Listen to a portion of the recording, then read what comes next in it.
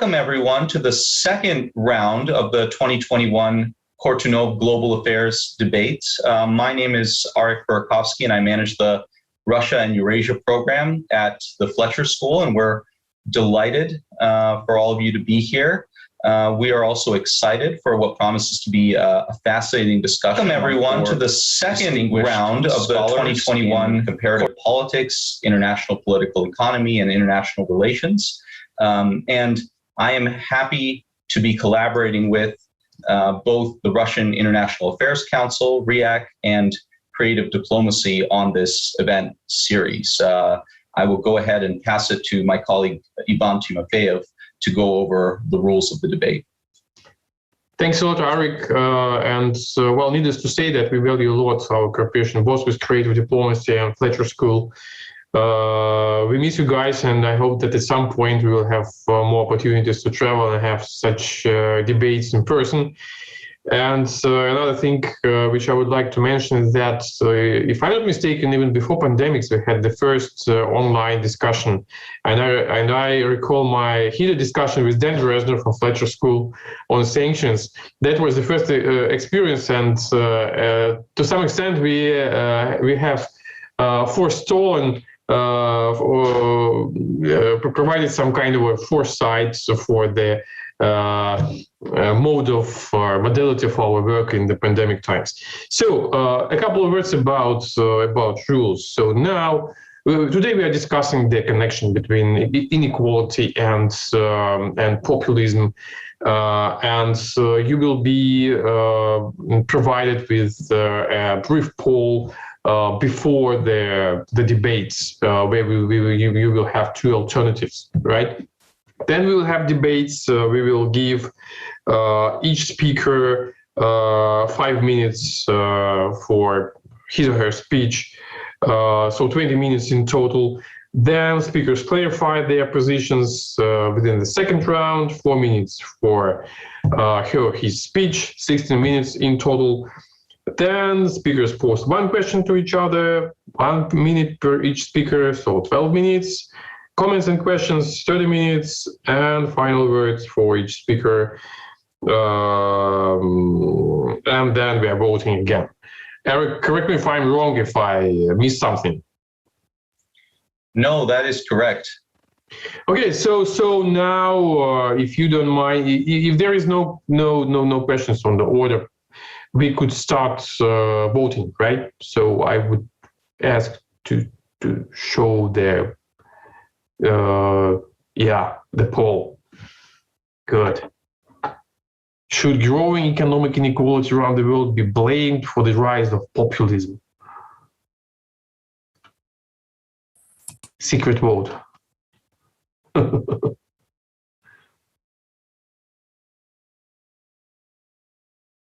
So OEC, I hope, will recognize our voting as free and fair.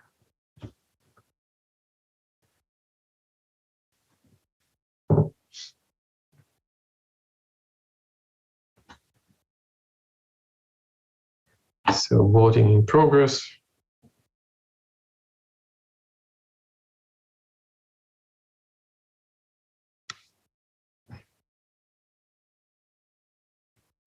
Wow.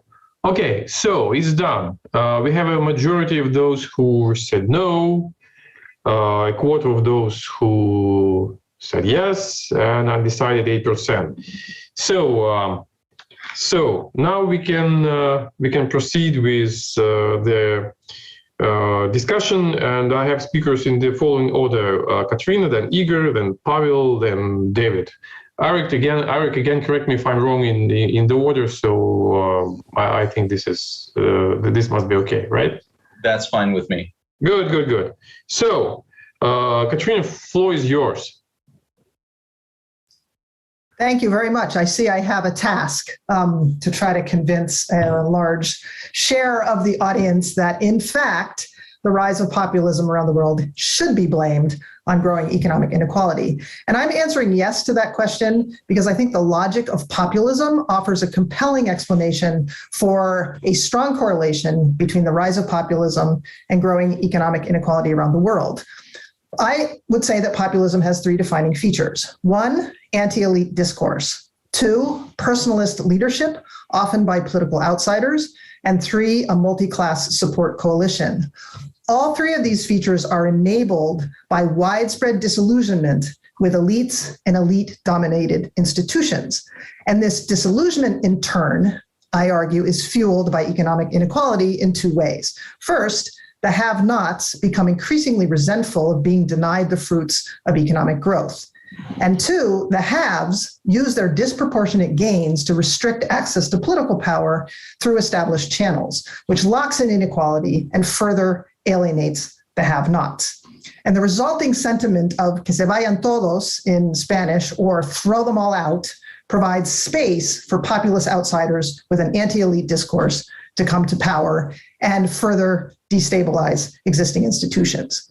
It's no coincidence that Latin America, which is the part of the world that I study, until recently the most unequal region in the world, has long been the epicenter of populist politics, which spread across the region long before the emergence of social media and anxieties about globalization, both of which are also often blamed for the rise of populism.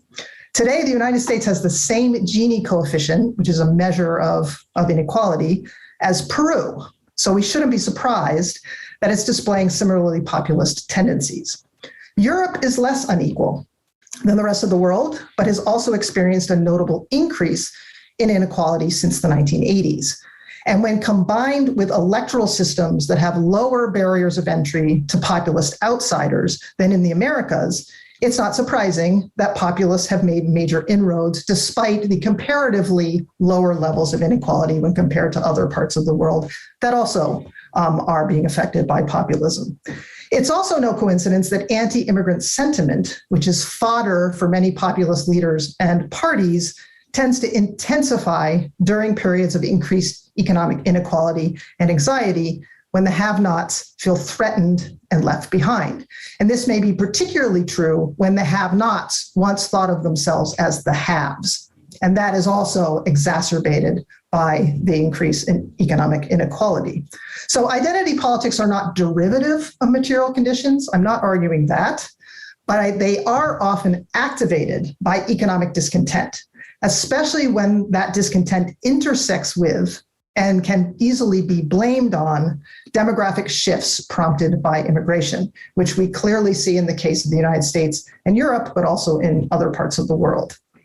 So I guess I'm not going to use all my time. I'll concede it to my fellow debaters, but let me just close by saying that I conclude that the increase in economic inequality is a necessary condition for the rise of populism, and that other factors act as accelerators or enablers rather than as underlying drivers of today's populist wave. Thank you. Thank you, Catherine. Especially thanks for saving time. 2 minutes. 2 minutes. Okay. So now, Igor, floor is yours. Thank you so much. It's a great pleasure to be part of this debate. And I think Catherine already made a very strong point, and I will just try to go after her in the same logic. I think it's also very important to start with the proper definition of what we think about when we talk about populism, because there are a lot of value-based description of populism rather than kind of analytical conceptions of populism. And I think there are 2 or 3 main characteristics which define populism.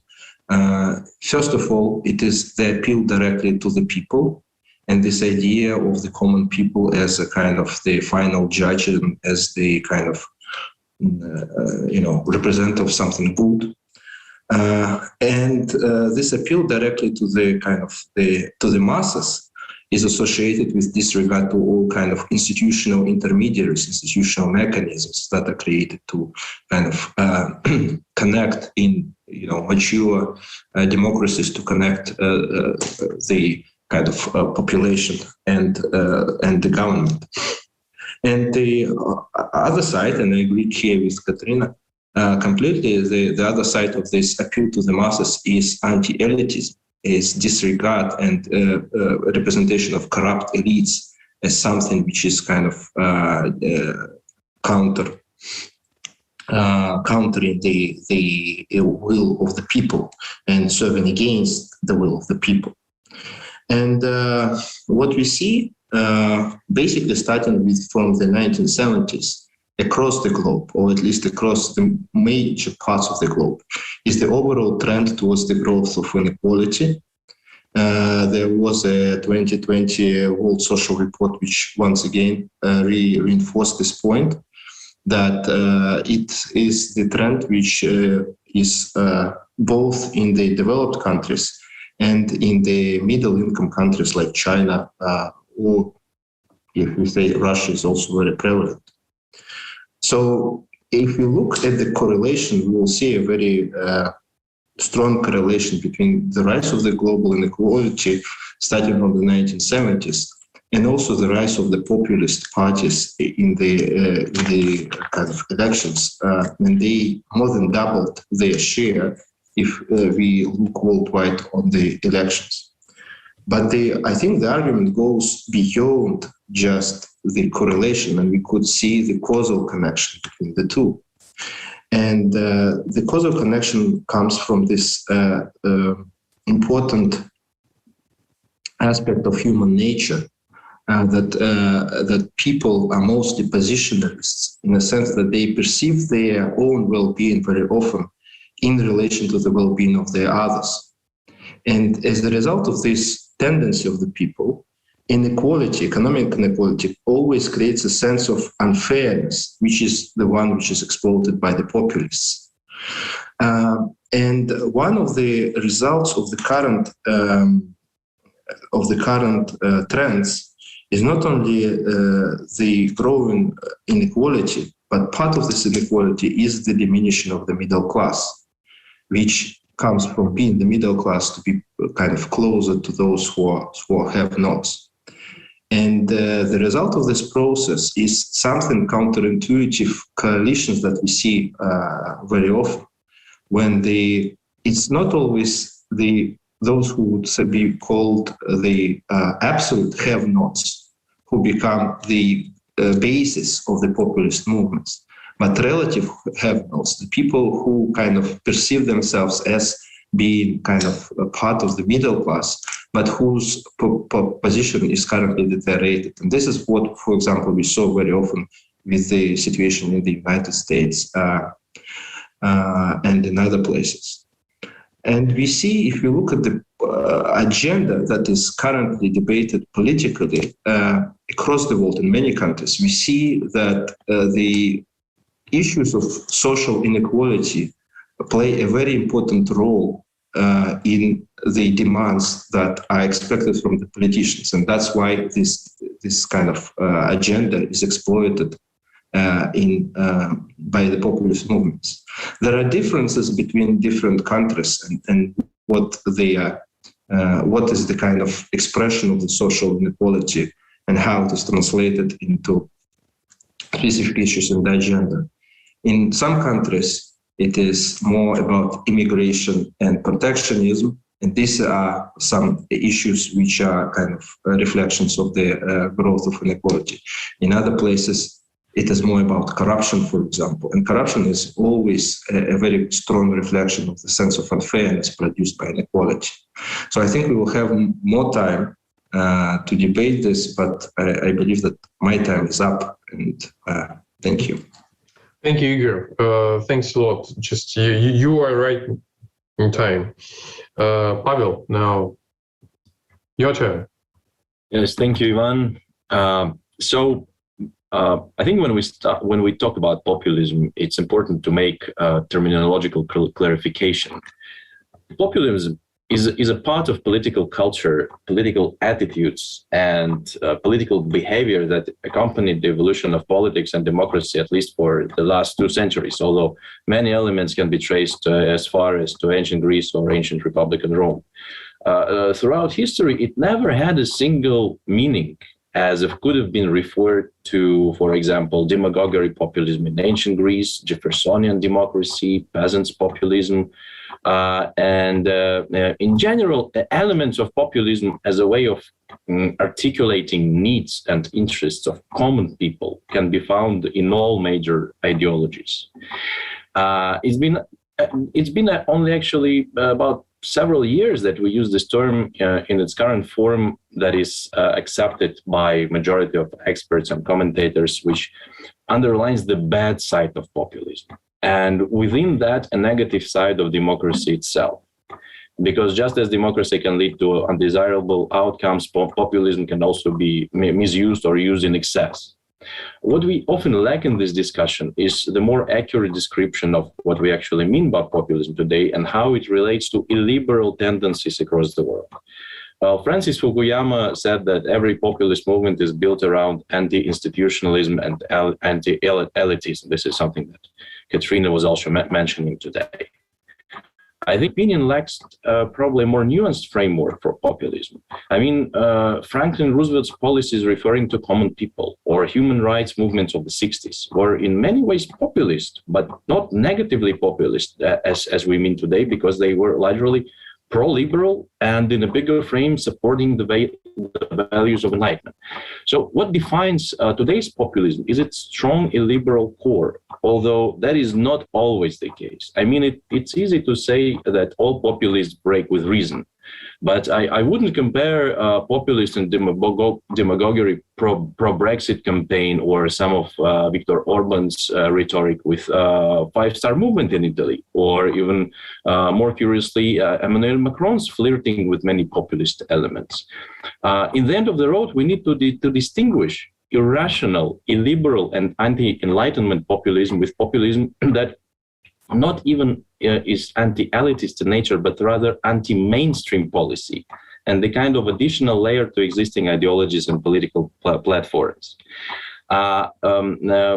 These two phases of populism often merge together, but that's not always the case. Many populist movements can indeed be anti-institutional and anti-elitist, but at the same time include a lot of reason in their motivation and goals.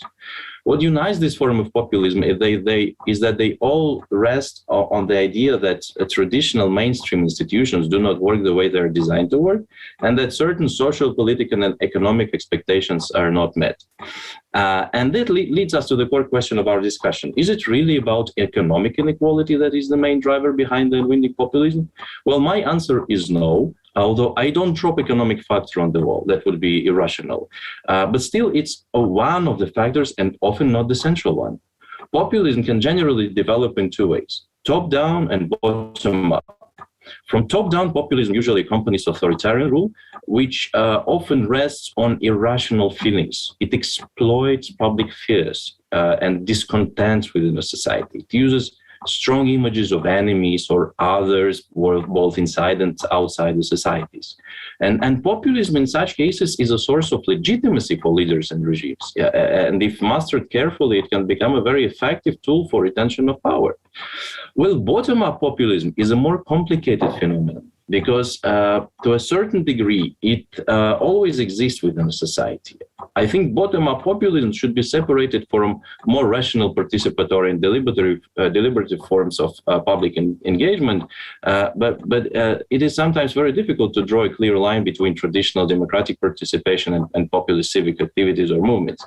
But if we talk about illiberal and what I call anti-enlightenment populism, it may be a reaction to many consequences of liberalization that not necessarily lay within the economic realm. So if we follow the dynamic of Gini index in Poland, I mean, Katrina was absolutely right in describing situation in Latin America, but please follow Gini index in Poland. We shall see that reduction of inequality throughout the last 2 decades went hand by hand with the rise of illiberal sentiments within the society. And I think the Polish case is a very good example of Tocqueville effect in relation to populism. I mean, Polish society and economy achieved a lot of gains from transition to liberal democracy. Quality of life became higher, average life expectancy became higher, but it also gave rise to even higher expectations that were not fully fulfilled. And Polish story is also gives us another example about cultural discontents. Yes, I'm finishing. And cultural discontents and identity divisions, I think, are also very important, but they have more to do with values rather than structural economic factors. And I will stop by saying that in a perfect strong storm, top-down and bottom-up populism can meet in a certain point, and that can indeed lead to more dangerous forms of populism. Mm-hmm. So we're talking about different social constructions here, different ideational structures, right? Mm-hmm. So which brings me to the idea that bottom-up populism is often indeed fed by inequality, but inequality of cultural and emancipatory nature. And I will say a few words on that in my next part. Thank you, and sorry for it. Thank you, Pavel. I especially admired that you could pronounce this emancipatory. I also could do this emancipatory. This is this is nice. Okay, so David, now floor is yours.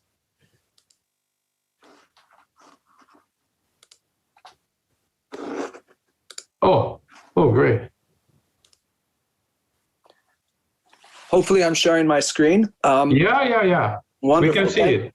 Thank you for this invitation. I'm very grateful to be here. So I'll keep it short, only a couple of PowerPoints. And I guess my central takeaway point is the following. What people think are the major populist movements, particularly in advanced industrial societies over the last couple of decades, these are not really, in my view, what we mean by populism. There are other more foundational political regime types or movements lurking below. The first of I think, is nativism. And I do research on radical right parties, the anti-immigrant parties in Europe, and this is the most researched party family in Europe by far. And the general finding is that, look, to understand these parties, you need to look not much further than culture, than anti-immigration. Economics tells you very little that you need to know about popular support for these parties. I mean, it's precisely in, some of the most affluent societies on earth, Norway, Switzerland, Austria, where these parties grew in the 1980s, and they grew really much on the backs of immigration. This did not profoundly change during the sovereign debt crisis. Radical right parties more or less stagnated during that period. But post-Brexit and post-European refugee crisis, you see a massive pickup in anti-immigration and success of these parties. Brexit's a perfect example of a case that we might see as a populist surge, but it was not really. The debate was not fueled by primarily economic concerns or cost-benefit calculations of leaving the European Union. No. I mean, the specter of mass Turkish immigration was a far more important sentiment on the mind of voters. Similarly, when we look at the vote for Donald Trump, there was this debate in this country, is this a populist movement of the economic underclass, or is it really about building the wall on the southern border? And the evidence shows it was very much about building the wall. We don't find anti-elite sentiment being a major vote choice in the Trump vote. Economics is, there's a consensus on this point that I don't want to go into further. So I see nativism as mostly nativism, very little of what we might think of as being populism at work in Britain, in Western Europe, and in the United States. There is this interesting case of populism on the left, what some would call inclusionary populism in Europe. And this, I think, we saw during the sovereign debt crisis, but I would argue that this was short-lived. And there were Podemos in Greece,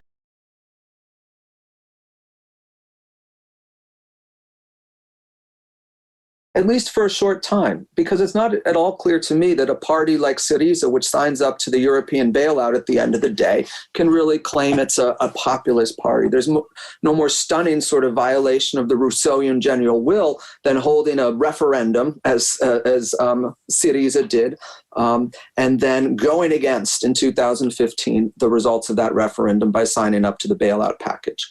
Podemos, too, in Spain, I think, has long left the sort of populist category, if it was ever really there to begin with. So this left-wing form of populism that some saw as, all right, the equivalent of what was happening in Latin America here was a case really that could have been built on economic grievances, at least here, that populism was a very transitory phenomenon.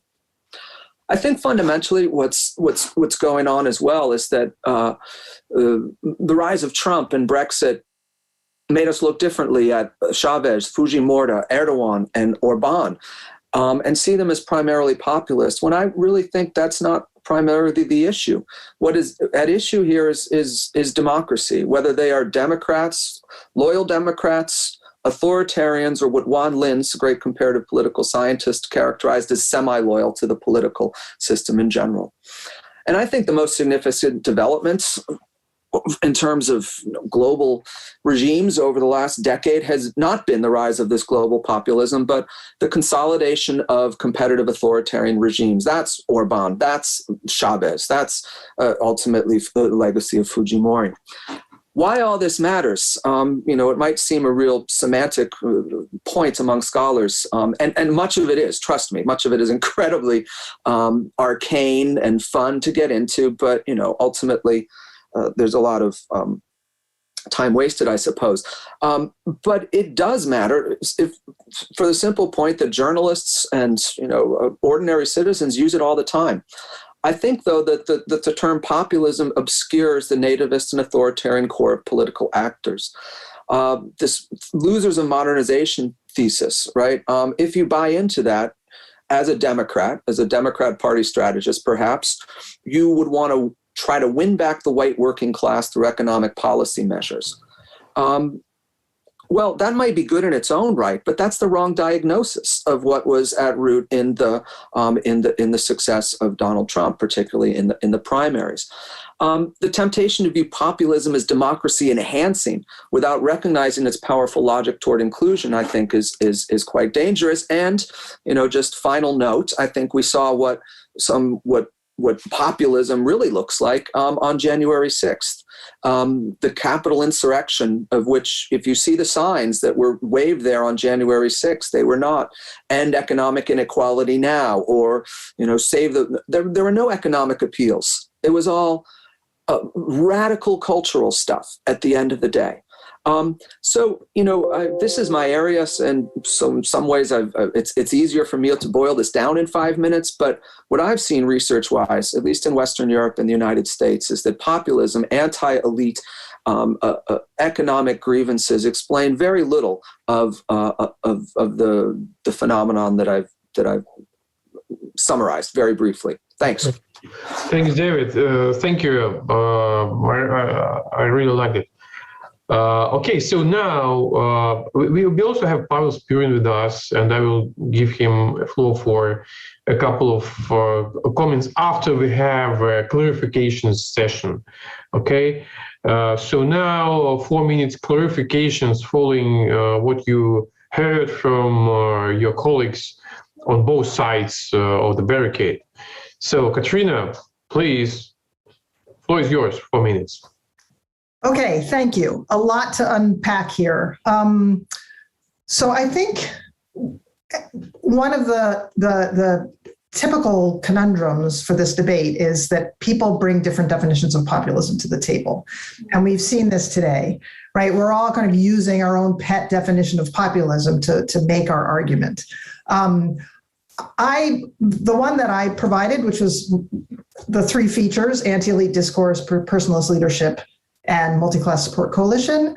I really like it because I think it travels across historical periods, and it also travels across right and left. And I give credit to Ken Roberts, who is a very prominent scholar in who studies Latin American politics, who came up with this definition to try to explain both Perón and Fujimori in Latin America. Perón being a more sort of left-leaning populist who was didn't initially take power through democratic means, but essentially challenged the traditional elite and brought a multi-class coalition, but significantly populated by workers, into the political system, expanded their rights, etc. Versus Fujimori was very clearly sort of a neoliberal right-wing politician, but who made similar kinds of appeals His coalition met these three criteria. And I think for those reasons, and if you look at his style of campaigning, his discourse, I think he fits very clearly into this populist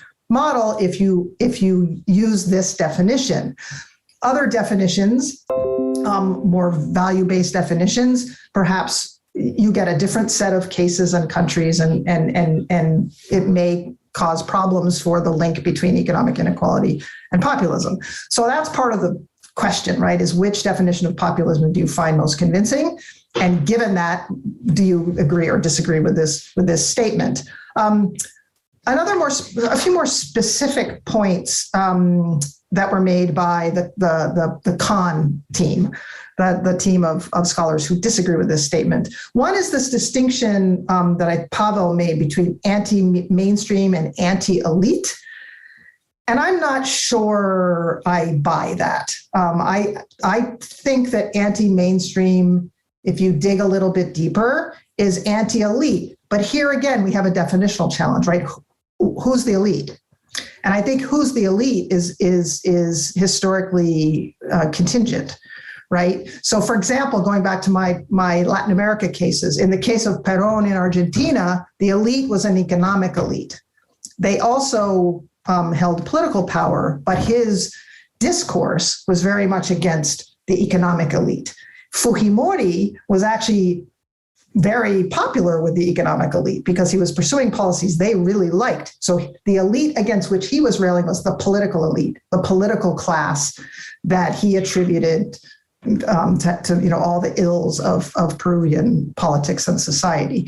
So again, sort of anti-mainstream, I think populists tend to turn that into an anti-elite discourse, arguing that those who control these mainstream institutions are entrenched, do not provide access, do not promote policies that are supportive of the people the populists are trying to appeal to, and they're arguing, I'm going to bring you back into the system, I'm going to pursue policies that favor you, et cetera. And a couple more points. Another, mostly responding to David's comments. One is I agree that we need to be careful about conflating populism with either right or left. And nowadays, there's a tendency to conflate populism with the far right. Especially I think in the European context, but also to some degree in the United States.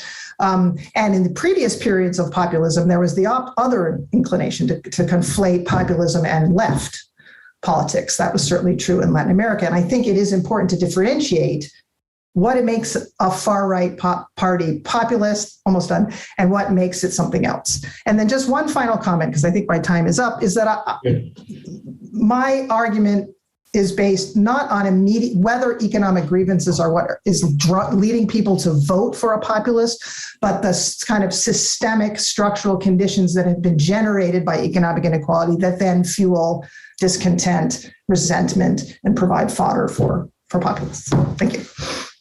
Thank you very much, Katrina, for being so precise in terms of time and for your inputs. Igor, please. Yes, I really thankful Katrina for the last point that she made about. I also treat the kind of social inequality not as a kind of proximate cause, but as a more kind of structural and more kind of long-term condition under which all the political developments we are talking about emerge. And that's what I was trying to talk about when I, had little time, but I was trying about how the social inequality transforms into specific grievances, and indeed in different nations it's transformed in different way. And I think that this is the kind of, if we use the kind of broad understanding of populism as largely anti-establishment movement, anti-institutionalist movement, which tries to kind of devolve focus on the people, we would see populist movements or kind of elements of populism not only in the democratic societies, not only in voting societies, but also in the countries like China. And in many senses, Xi Jinping and his policy could be treated also as a kind of populism, And if you look at where he mobilizes his populist rhetoric, it's all about corruption, and he tries to kind of use this anti-corruption campaign as a proxy for kind of fighting against social inequality. I think it is very important because there is indeed a strong tendency to associate populism with the right, to not to forget kind of also the left-wing populist movement, and that the populist movement is kind of not related to one part of the spectrum. And one sign of it, I think, is, of course, that a certain interchangeability between voting, if we talk about, for example, in the United States, in voting for Donald Trump or for Bernie Sanders. And we will see that very often some of the electorate had this choice between these two types of populism, between right-wing and left-wing populism. Another thing that I think is very kind of important, and it was said about nativism and importance of kind of anti-cultural ideas and anti kind of ideas against some foreigners or some aliens, this anti-immigrant, anti-Muslim, for example, ideas. But if you look very often in terms of where they are located not in the places where the people are exposed very often to interaction with the kind of others, with these aliens. It's very often in the areas where there is a limited number of these aliens that people become very concerned about them. This shows that these cultural ideas are often a proxy for their more general kind of appreciation of their life and kind of being unsatisfied with where the life is going on.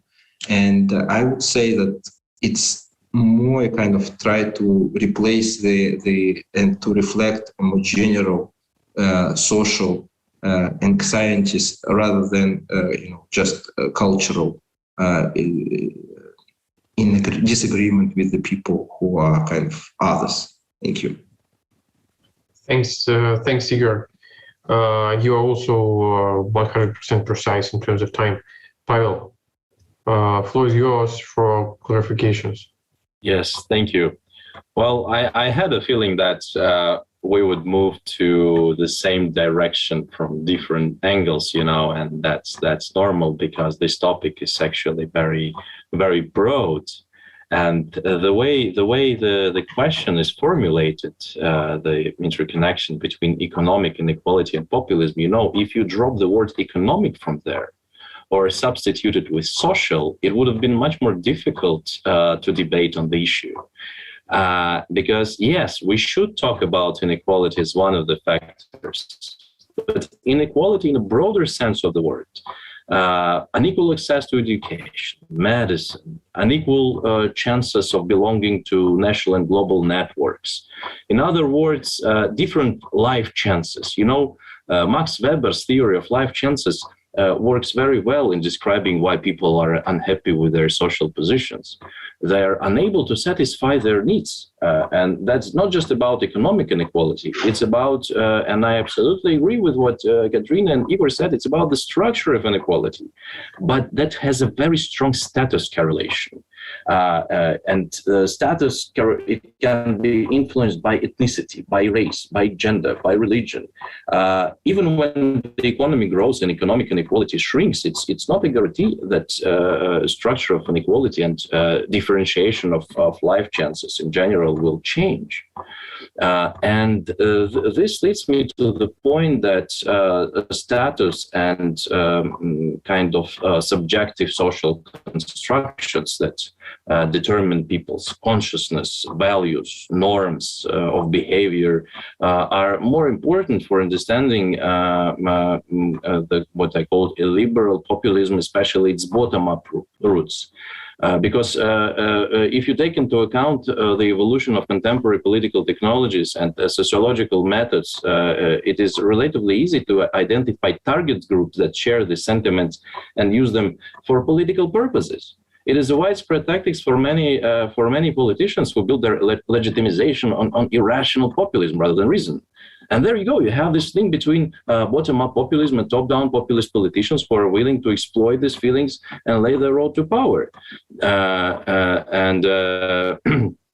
I mean, Trump was the first politician in recent U.S. history to exploit these negative feelings and cultural divisions, but it doesn't mean that they haven't existed before. He just did it. It was his road to power. He caught these public sentiments and turned them into social constructions, which, in their turn, made his road to power and fueled his policies. And just to conclude, I'm not saying that economic inequality doesn't matter, because it also influences a kind of differentiation of life chances. But reasons why populism is unfolding and why it is becoming more radical, I think this is important to talk about it, are much more complicated. And in order to get answers, we have to use more sophisticated forms of multidimensional analysis. I will probably stop here and maybe add some ideas when we have further discussion. Thank you. Thanks, Pavel, and you are also 100% precise. Okay, in terms of time. David, please. Great. How many minutes? Four. Wonderful. Yes, the question of definitions. And here, much of the literature on populism doesn't get past this point. So in the definition that I find is the best is one that comes from Cas Mudde, and it's an ideational approach to populism, and it's widely cited, and it says it's a thin-centered ideology that views society divided into two antagonistic groups, the pure people and the corrupt elite, and a view of politics should be expression of the general will.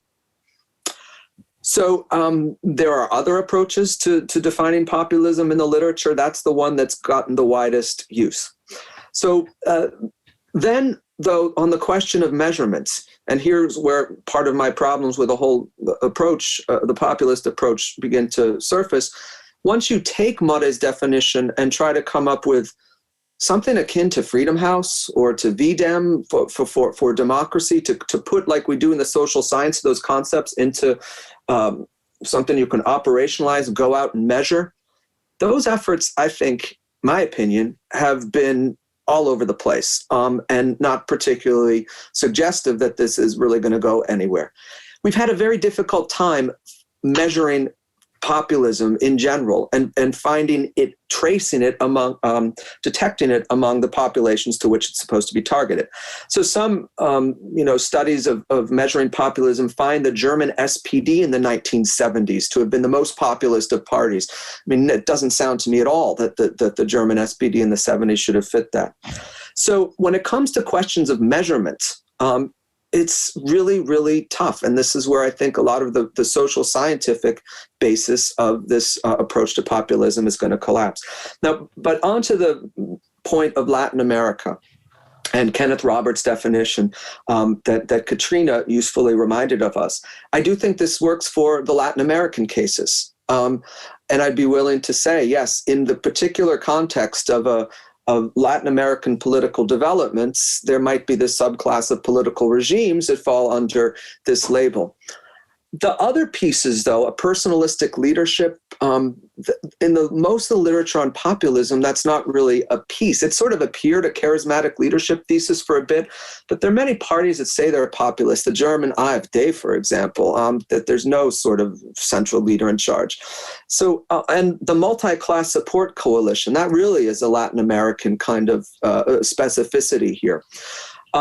And I have had this discussion with Ken Roberts in particular, and my response has always been Latin America seems to me, this left-wing populism would have looked very much like socialist parties in Europe, right? Had political economic development gone a different way. So perhaps this is what, perhaps this was a road of political development in Latin America. But I don't think that you can use that definition to apply to Brexit as a populist moment, Donald Trump as a populist moment, or Bernie Sanders. Those points 2 and 3 don't really seem to travel as well. So I guess bottom line, as a social scientist, I've been really unimpressed with attempts to measure populism and link those measurements to other sort of causal questions. Thank you, David. So now we have some comments from Igor Spirin. Igor, would you like to make some brief overview? I can give you 4 minutes too. Yeah, if possible. Well, can you hear me?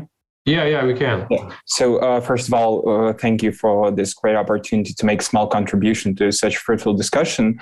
Though I have 2 considerations that I think are necessary to mention in this debate. And well, the first one is the trade issue. So, I mean, even if we take up the logic of economic determinism as the main driving factor for populist movements, I wonder, why do you put a premium on inequality and not on other economic factors such as trade policy, for instance? Because if you consider trade, you simultaneously have both, I mean, the capital O other and the real economic consequences. So if we take a closer look at the example of the US, we can see the evidence that there has been a strong correlation between the magnitude of adverse China trade shock and the votes for Trump in 2016. And well, some surveys, for instance, that one published in the American Economic Review, if I'm not mistaken, important political polarization, they say that they conclude that had import penetration been 50% lower than the actual rate over the 2002-2014 period, the Democratic presidential candidate would have won the critical states of Michigan, Wisconsin, and Pennsylvania. And the second consideration, to be brief, is the ideological one. I mean, if we take a closer look at even like rock stars of inequality research analysts, such as Thomas Piketty, for instance, he actually argues in his recent book, Capital and Ideology, that inequality itself is not so much a purely economic, but more a political and ideological factor. And I guess that makes a very strong point why inequality per se is not the main driving factor of populist revolt. So yeah, thank you. Thanks, Igor. Okay, so now we have a session of questions and answers. So each speaker has a chance to raise a question, to address it to a particular participant, and then the one who gets a question has 2 minutes to provide an answer. Okay, so Igor, let's start with you, taking into account that you have time constraints due to the lectures. Okay, so you were raising your hand, right? No, I was waving that I'm supposed to go away. Good. I'm very sorry. Okay, good. I'm sorry for that. Good luck. I abandoned the ship of supporting the inequality. Okay. So then, Katrina, we'll start with you following the list we have. Okay, well, I had questions, but they kind of got answered. So let me see can someone else go first while I think of a different one? Okay, no problem. Pavel, let's start with you if you don't mind. I have a question to Katrina, actually. Let's get to the starting point of our discussion, and I think it is important we kind of drop this issue, but you said that economy is the trigger for populism. It is indeed important to talk about triggers, right? So what's the starting point? What starts it all? I mean, it's a very big and difficult issue. And as I said, I'm not saying that economy doesn't make any effect. It does have a huge effect. But considering that you have experience of analyzing Latin America, my question to you would be: what role do you think corruption and nepotism play in spread of populism in Latin America? And how would you compare it to economic factors? So, I mean, can you say that in some cases these factors can be maybe more important, or they're equally important, or are they also triggered by economic factors in your opinion? So I'm sorry for this very big question. Good. Katrina, would you like to respond? Sure. Responding to that excellent question is easier than coming up with another question. Yes, I think, and Igor made this point, that often populist leaders, parties, one of their boogeymen is corruption, right? One of the things that they rail against is the corrupt political class or the corrupt economic class. So I think corruption is absolutely central to this dynamic. One thing that you see in Latin America, and the case of Venezuela is particularly salient here, I think, is that corruption has been around forever. As long as there was a sense that there was some possibility for upward mobility, people were less bothered by corruption. Yes, it's part of how things work. It's not great. The people at the top are putting a lot of the public monies in their pockets. But as long as we're all doing okay and there's the possibility that our kids will do better, we can live with it. It's when that path to upward mobility is perceived to have been shut down, or the elite is imposing greater costs, say adjustment costs in the context of a crisis, on those with less than themselves, that corruption becomes highly politicized. And I would imagine that dynamic may play out elsewhere as well, that when corruption, especially in places that have a prolonged history of corruption, when it becomes politicized, when these other kinds of anxieties and resentments are activated, and that often happens through either sort of secular trends toward economic inequality, or the kind of reinforcement of economic inequality through policy choices by those in power who are also corrupt, and that produces resentment and opens the way for the emergence of a populist leader. And I would argue that I asked my students, was Chavez in Venezuela a populist or a socialist or just an authoritarian? He was all three, but I think you can make the strong case that he has displayed very strong populist tendencies. And then just to add one more thing, I think populism, I tend to understand populism as a strategy of campaigning or rule. And I think some of the other understandings of populism we've been talking about are broader than that, including Pavel's sort of bottom-up versus top-down conceptualization. So that also, I think, changes how you interpret the relationship between populism and economic inequality. Okay, thanks. David, would you like to raise a question? Sure. I guess just very quickly, one comment that point about trade policy is interesting. And if you go back to not George Wallace as the precursor to Trump, but to Pat Robertson. There was a Republican who was talking about trade policy. Now, if it had been, a Democrat talking about trade policy, we would have thought, oh, that's just the traditional Democratic message, right? We call it populist somehow when we see a Republican then, claiming this. So I think that's an interesting point, but one that might need to be nuanced. The question for Katrina, since Igor's left, I guess is this, and you sort of gestured toward it a moment ago. So in the literature on populism that I know best, it takes place in the context of established democracies, right? Or in which the democratic rules of the game are really not in question. That's the majority of cases that I know and talk about. Do you think that is what the same thing we're talking about in Latin America? Or was there a moment in which Chavez was a populist, but then when the regime changed, she's suddenly an authoritarian? So central point, does your view of populism require democracy as a background condition, as a lot of others seem to? Yeah, that's a good question. I would say no.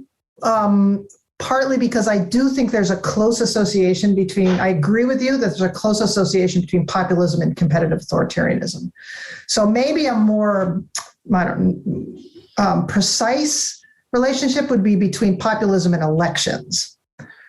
Right. I suppose you could have populism in a regime that doesn't have elections, but it's particularly useful when you have to get people's votes. Right. It's a particularly useful strategy. And particularly since it's all about lo popular, or the people, right, that direct appeal to the people.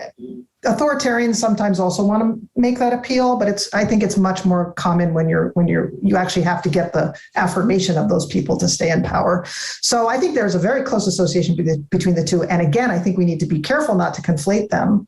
And even in the earlier Latin American cases and the case of Chavez, these populists at some point were trying to win elections, and may have initially taken power in a coup, but then, step two was to mobilize enough support so that they could then win an election, which is what happened with Perón. In cases like Fujimori and Chavez, it was sort of the other way around. They won an election and then they took steps to away from democracy toward a more competitive authoritarian regime, and I think that's what Trump essentially tried to do.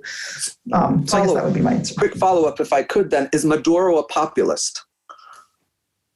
No, I would say no.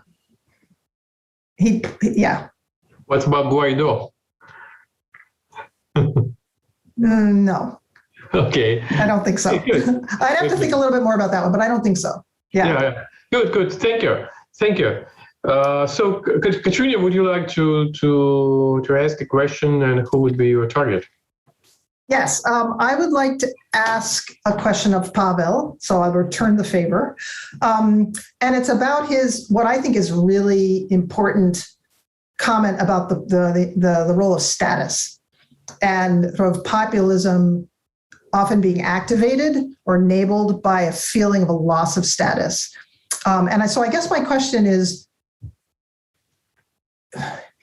how possible is it? And maybe the case of Poland is I don't know, I think it might be an outlier, but maybe that's a good case to draw from. But to what extent can we explain a feeling of loss of status without incorporating, at least to a significant degree, some change in economic opportunity? So not necessarily what your income is, but sort of your understanding of what that gets you, of how it affects your status, of your opportunities for you and your children in the future, as a sort of indicator of status. So I'm wondering if you just talk a little bit more about the role of status and its relationship to non-economic drivers or factors.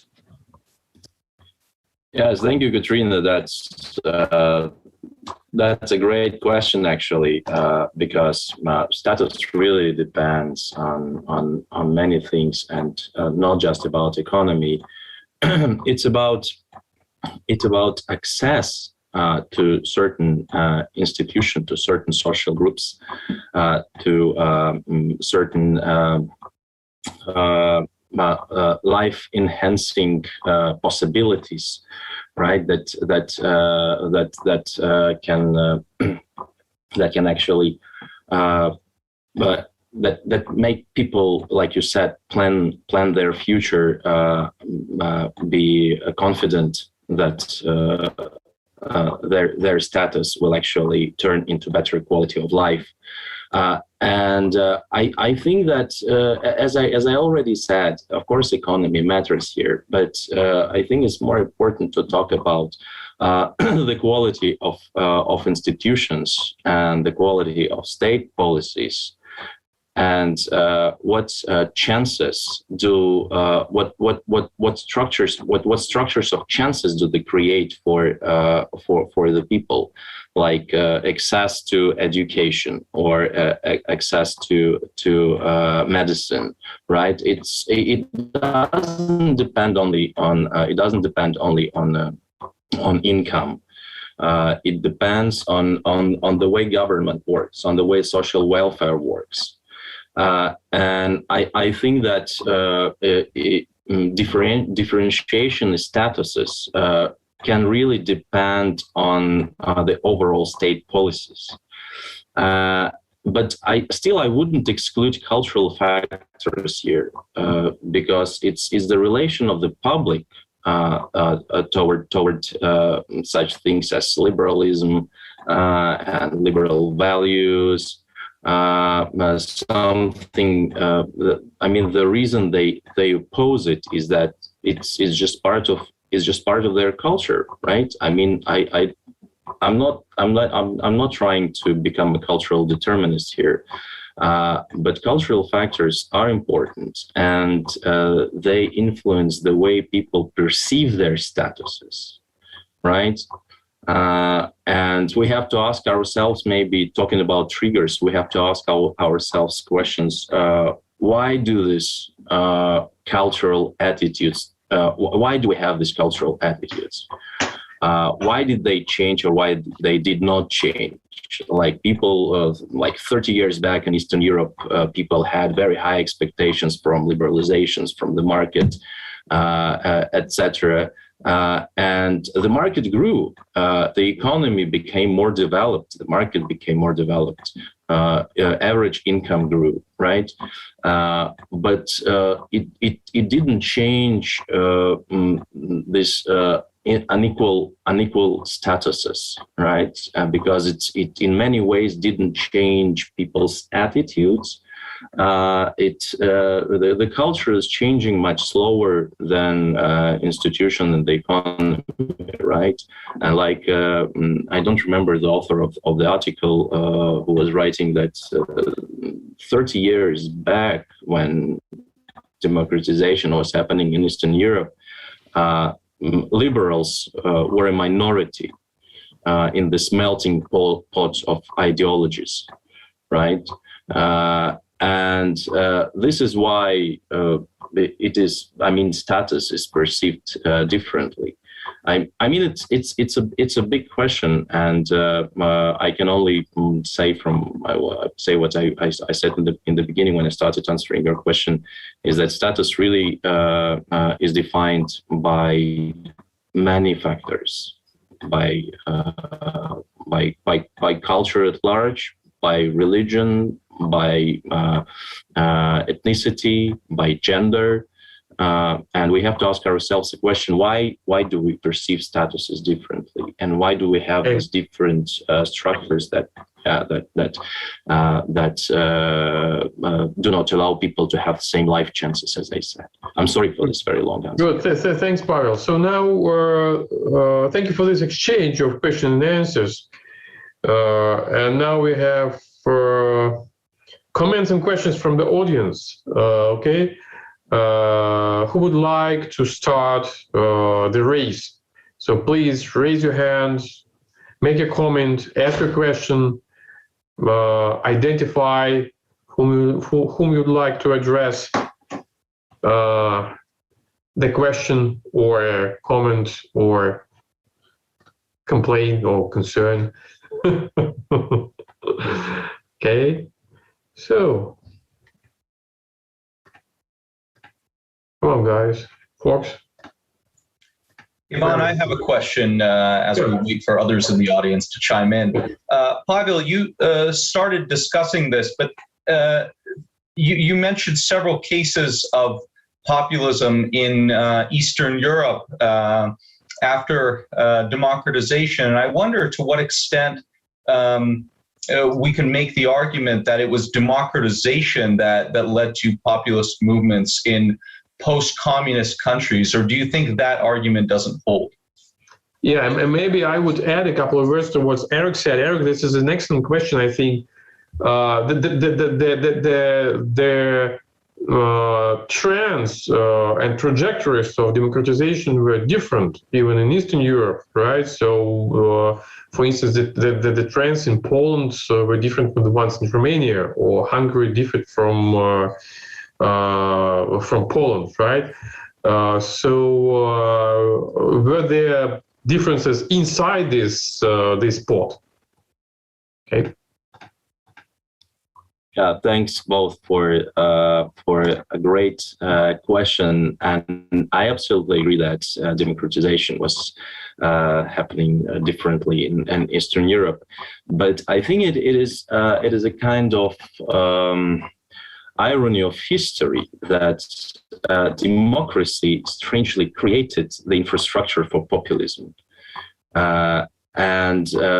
But I mean, it was spreading in a different speed, of course, just because democratization, as you said, was the societies and political systems were democratizing in different pace, and they were creating different structures for participation, for political competition, for party systems.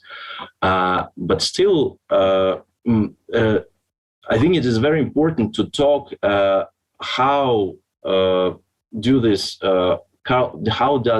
cultural heritage of the Soviets and socialistic states of the Cold War era, how they turned into populist policies and populist sentiments, because obviously they existed in these countries. And democracy created institutions, it created the infrastructure for these moods to be articulated and aggregated by different political forces.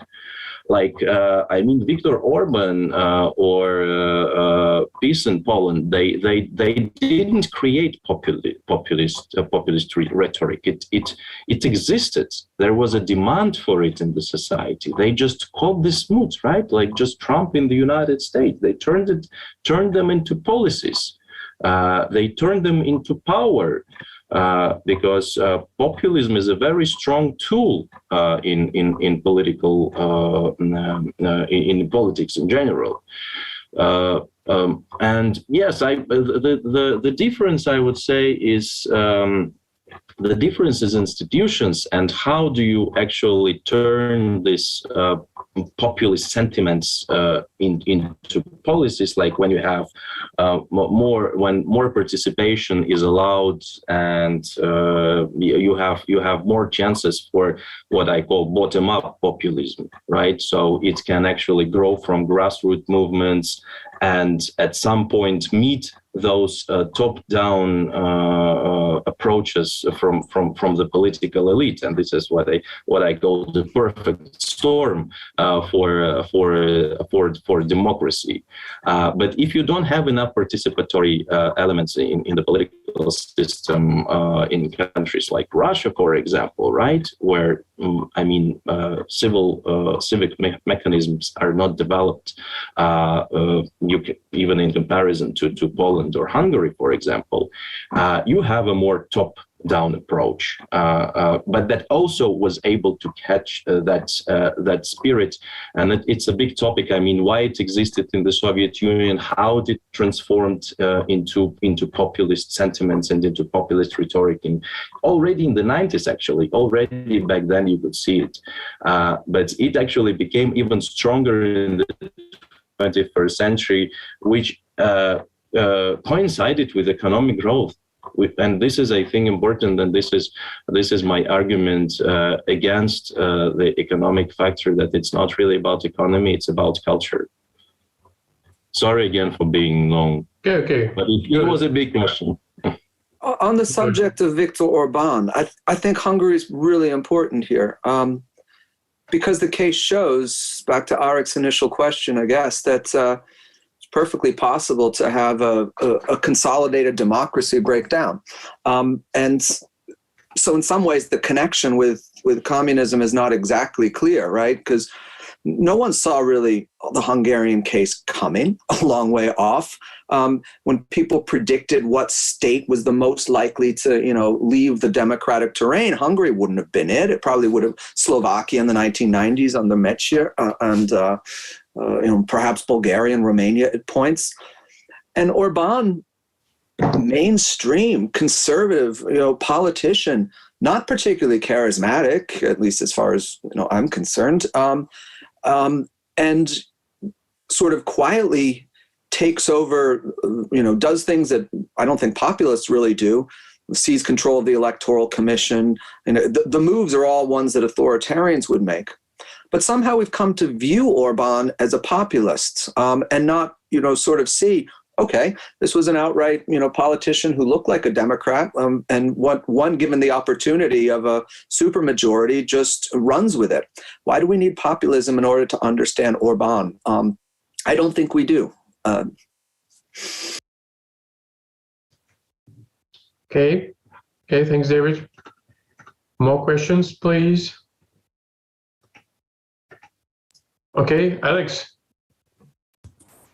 Hi everyone. Thanks for such a great debate. I just wanted to ask, what role do you see fear of a previous administration playing into the maintenance of a populist administration? So, just one. I don't know if that you see that as a trend. The only example I can really think of that I'm familiar with is maybe the Pashinyan movement in Armenia, where even the loss of a recent war, he still retains much popular support due to massive fears of the previous regime even remotely coming back into power, and a lot of that looms over concerns around corruption.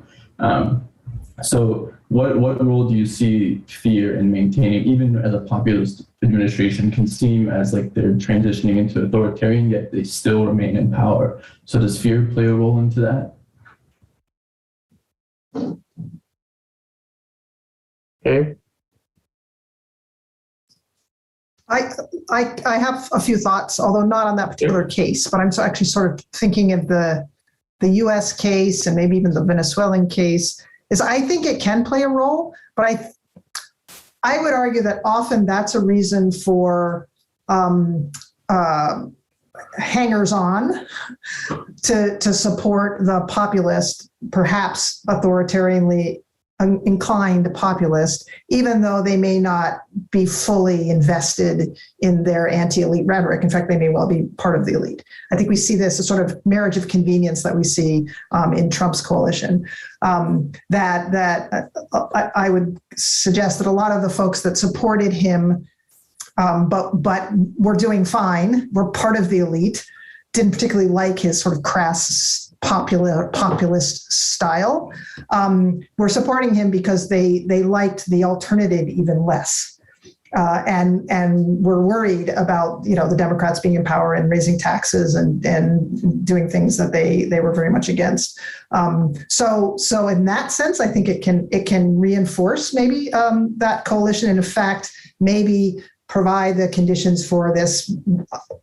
What I think is a valid point, that populist coalitions tend to be multi-class, even if the populist might claim otherwise, right? And that may be one reason, is that there's people join a coalition or support a politician for lots of different reasons. And I think that might be one of them for some members of that coalition. Okay. Is it possible to ask one question also about the thing? Sure. I want to ask about the German-speaking countries. What do you think if it is possible that, like in the future, the political parties like AfD, the Austrian FPÖ, they will take the power, or maybe they will be in the government? Is it like possible, or if they will be like, if they continue like now, being the third in the parliaments, having 10%, what are your thoughts about that? Okay, who would like to respond? Sure, I can handle that one. Good. My area of the world. Actually, Austria was one of the first countries, and it was in 2000 that what we would call the populist right or the radical right became a member of a coalition government. So it was over 20 years ago that this happened in Austria. And in Switzerland, they've been the radical right or the populists, whatever you want to call them, have been the strongest party in government for the last 4 years. And given Switzerland's power sharing agreement, they've had a lot of power. So as a point of fact, they've already determined a lot of policy in Austria and Switzerland. Germany remains an exception, only at the national level, though. In Eastern Germany, the AfD has done extremely well, and it did well in the last elections with 25% of the vote in Thüringen and another Eastern province. However, the AfD's vote went down by 20% in the latest German election, and without their central theme, which is not economics but immigration, they have their support has cratered a little bit, and no other political party in the German system is willing to work with them at any political level. So they've been sort of frozen out. But to your question, across Europe, the radical right or the populist right Austria is just one of a number of countries in which they have been members of national government coalitions or tolerated governments, as in Denmark and elsewhere. We haven't yet had the situation where they're running them. So in some ways, Trump, if you see him as a radical right politician that I do, only in the United States have you had the government run by the radical right. Okay. Yeah, if I may, I would just want to add a few. Sure, Paul. Yes, to that. I think that, and I absolutely agree with David, that populist forces in not just in German-speaking countries, but in Europe in general, are actually living through not the best periods because their support is dropping. And it was not just AfD, but also Die Linke, the left populist party that performed quite bad during this election. And some polls several months ago actually predicted much higher outcome for them. I think that one of the lessons from the pandemic is that politicization of pandemic didn't really work for populist parties and populist politicians across the world in general. I think that Trump's lesson was a bitter one for all populists around the world. But the problem is that populists, they are very good in choosing the right rhetoric in the exact moment, but they're very bad in responding to dynamic change. Right, and when you need a strict plan of how do you avoid crisis, the post-pandemic effects, this aftershocks that will definitely come, these parties actually do not have any rational response, right? And you either have to become more professional and have more reason in your rhetoric, which actually will, make their populist parts less effective, or you just lose votes. So this is, I think that the period of crisis current crisis is actually not that good for populist parties, and we can see that in all electoral results from France to Germany to Austria and other countries in Europe. Okay, so folks, I think we are getting short of time, and we have two stages actually of our exercise. The first one is final comments from the speakers. Well, let's make this round. So you have up to 2 minutes, and Katrin, we could start with you, taking into account that you are the first in our list. So if you don't mind, please, the floor is yours. Sure, no problem. Yeah, well, first of all, this was really interesting and fun and engaging. I really enjoyed it. I guess I would like to focus on a point that Pavel made, with which I completely agree, which is this link between status and access, right? He's sort of arguing that one of the reasons that people become anxious about their status is when they lose access to things like education, health, political voice could be another one. My argument is that growing economic inequality often translates into a reduction in such access because economic inequality has implications for power and for relative degrees of political power. And so those who are getting richer are more able to control the political process and thereby promote policies that end up reducing access to all these other things for everyday people. We certainly see that in the United States. Now, the United States, obviously, the way we finance campaigns makes this particularly true, that if you have a lot of economic wealth, you are quite able to exercise a significant influence over the political system and over the policy process. But I would suggest that that's true to some extent in a lot of countries. And so I actually think the argument about access supports my argument, or the argument that I'm supporting, that the rise of populism can be blamed on the rise of economic inequality, while acknowledging that it's of course it's multidimensional, right? And there are lots of other things going on as well. And so the question is what factors are necessary? Are any sufficient? I would suggest that these economic anxieties, which are triggered by inequality, are a very critical part of the explanation for the rise in populism around the world, as I'm understanding populism, which is more as a sort of strategy of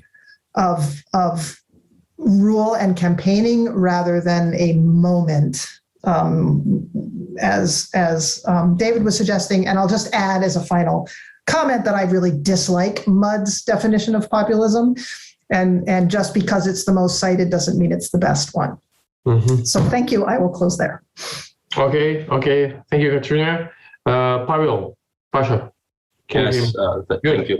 I will be short, and I'd like to conclude by saying that demand for populist rhetoric and populist policies always exist within a society, within every society.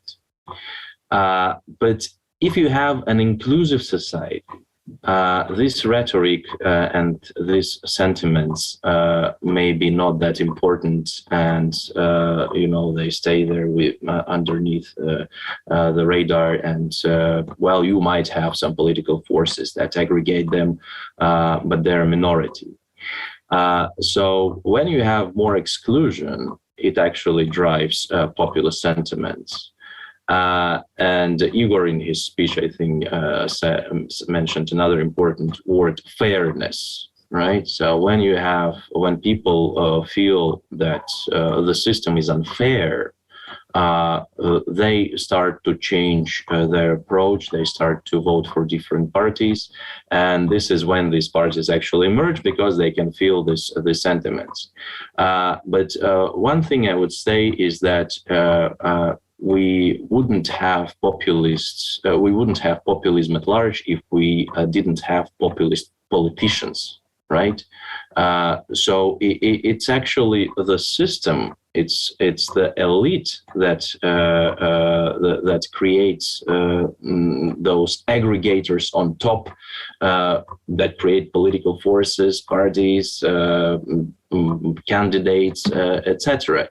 So I think we have to take a closer look at the political system itself, why it allows for those politicians to emerge. And that's a big question to democracy itself.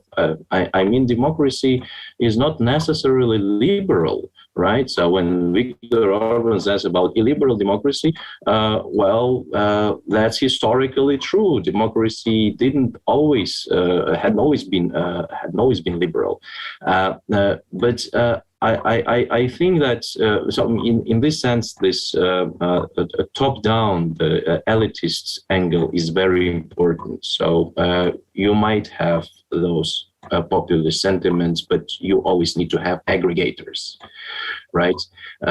And I mean, you might have these aggregators appearing in a more relaxed socioeconomic situation, but when socioeconomic crises unfold, or when exclusion grows, of course they become more important. And I will repeat what I already said, that of course economy matters here, and economic crisis, they're part of the story, but it's only one part, because social inequality is much wider than just the economy.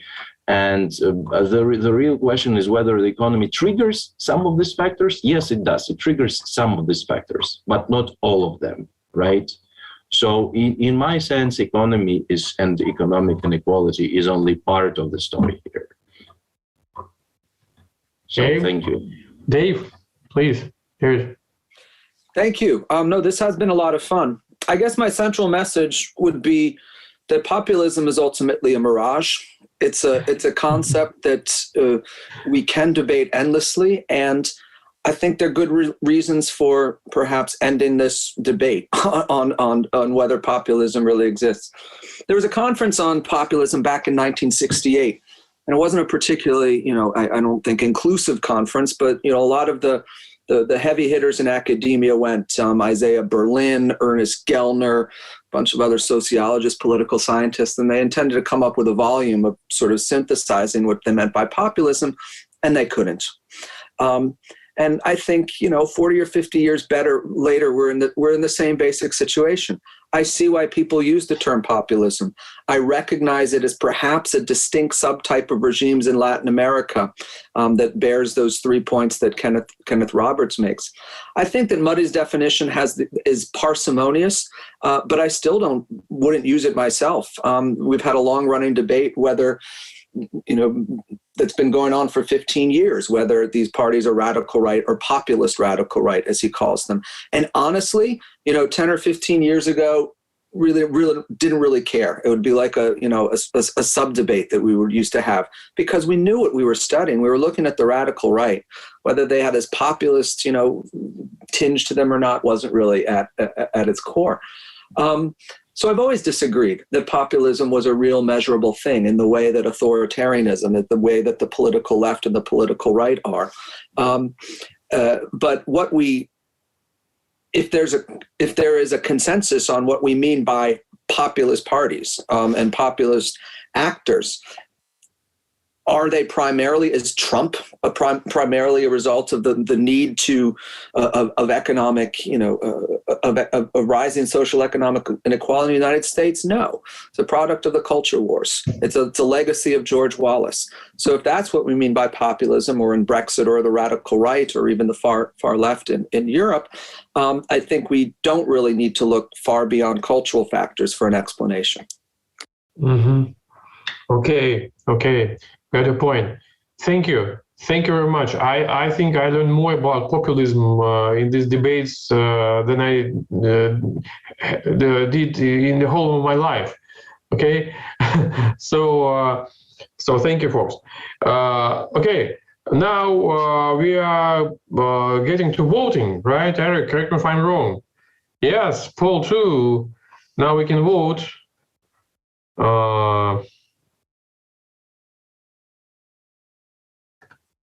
Okay. I can only imagine what wonderful discussion could we have had if we had a real life reception after this meeting. Okay, so let's fix whether the debate reinforced the initial positions of their voters or changed them.